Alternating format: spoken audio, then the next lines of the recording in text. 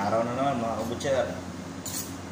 Kunin natin tong iron nya. Tapos papakita ko sa inyo kung paano ko ito hiwain at saka kunin dito sa parts ng outside. Yan. Bali mayroon to ditong gap dito sa joint nya.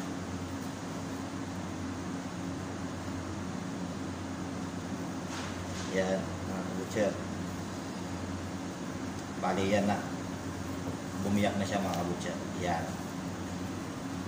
Bali tanggalin natin siya. Yan. Yan ang itsura ng iron mga kabutcher. Ito naman yung magiging silver side nya. Yan o. Pakita ko sa inyo kung paano ito hiwain sa paano namin hiwain ito para pang display namin sa chiller namin mga kabutcher. Bawasan natin ang mga taba. Mga karne namin mga kabutcher galing New Zealand, itong mga beef.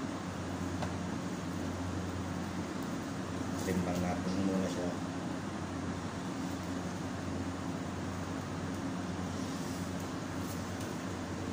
Bawas lang ng konting taba. Yan mga kabutcher.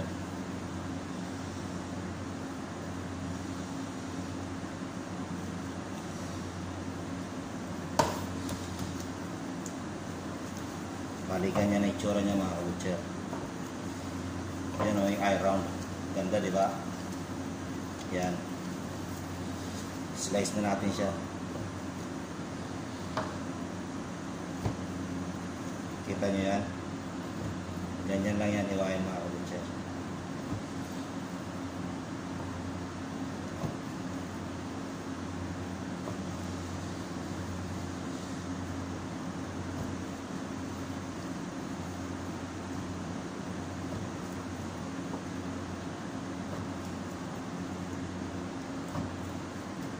Yan.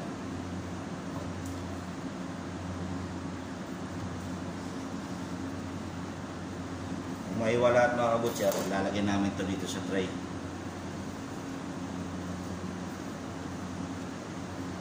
Yan, ganyan kayo mag-display mga kabutcher. Yan.